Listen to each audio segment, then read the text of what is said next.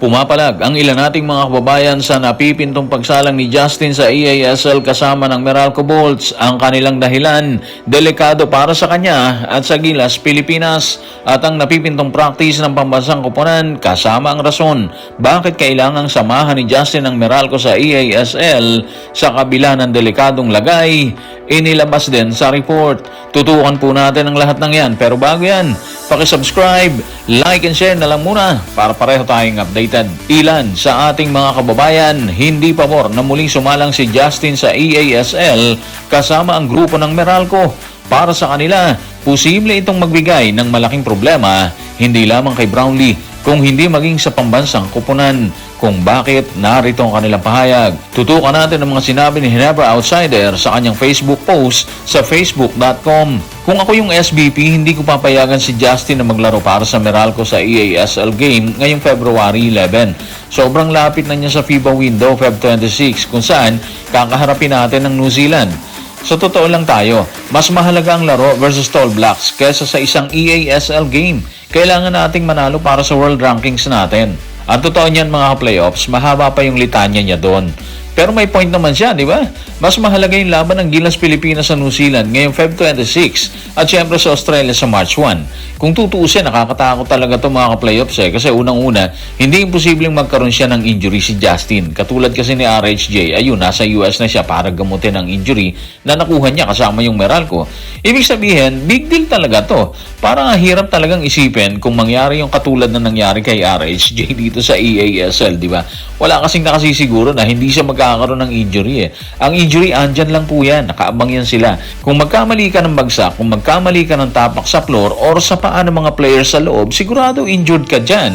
Ang lapit ng laro, February 11 ang EASL, tapos yung FIBA versus New Zealand, Feb 26. Almost 2 weeks ang pagitan nila, di ba? Kaya ang tanong siguro, paano kung malasin ang isang Brownlee na makakuha ng injury? Mahirap, di ba? Alam naman natin na medyo nega yung issue. Pero hindi mo kasi pwedeng isang tabi yung possibility talaga. Dahil nangyari yan kay RSJ. Si RSJ, base sa alam natin, pirmado niya ang dalawang conference. Nakatakda sana siya sumalang sa TNT sa dalawang magkasunod na conference. Yung Governors at Commissioners Cup. Pero nangyari, hindi siya pwedeng sumalang kasi nga nakuha niya yung injury Again, iba yung swerte ni Juan kay Pedro.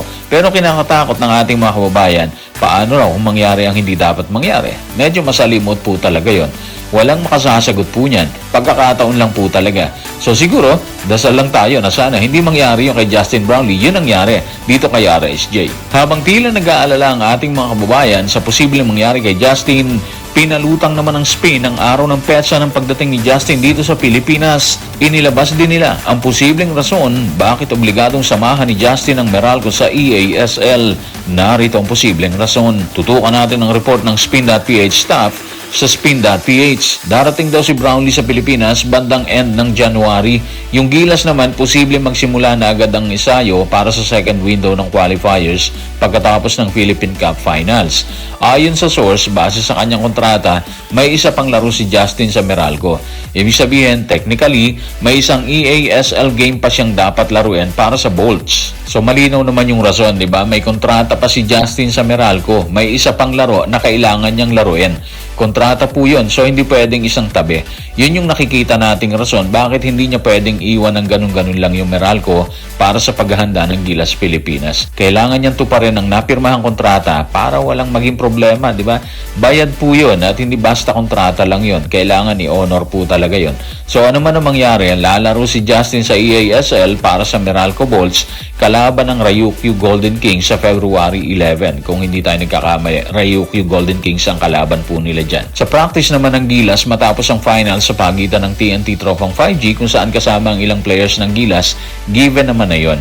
Hindi naman kasi sila pwedeng magsimula ng practice kung kulang-kulang po sila Yung ilang players nasa B-League at sa KBL. Tapos may finals pa sila dito sa PBA, di ba? So kung magsisimula si coach team ng mas maaga habang ginagawa yung finals dito sa PBA, wala rin mangyayari doon. Kaya saktong sked talaga after ng finals ng Philippine Cup. Kailangan nilang maghanda ng mabuti kasi nga malalakas yung kalaban Iba to sa Guam Sobrang tigas ng Australia at ng New Zealand.